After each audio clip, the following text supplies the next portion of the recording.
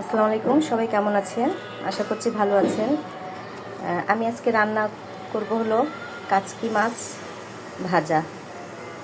তো এখানে আমি সব মশলা দিয়ে কাচকি মাছগুলোকে মেখে নিয়েছি, মেখে আধা ঘন্টা রেখে দেব। তো চুলায় আমি একটি প্যান বসিয়ে দিয়েছি।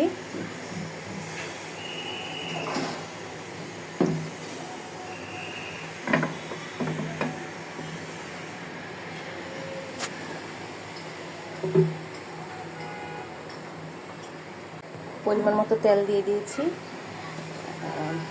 এখন কাচকি মাছগুলো দিয়ে দিব। অল্প আছে এই কাচকি মাছগুলোকে ভাজবো। এখন মাছগুলোকে একটু নেড়ে দেব।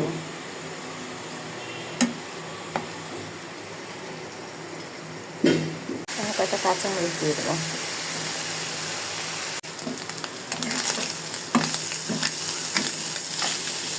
এই তো আমার কাচকি মাছ ভাজা হয়ে গেছে। এখন একটু ধনেপাতা দিয়ে দেবো, দিয়ে নামিয়ে ফেলবো। এখন নামিয়ে ফেলবো। এই তো কাচকি মাছ ভাজা হয়ে গেছে।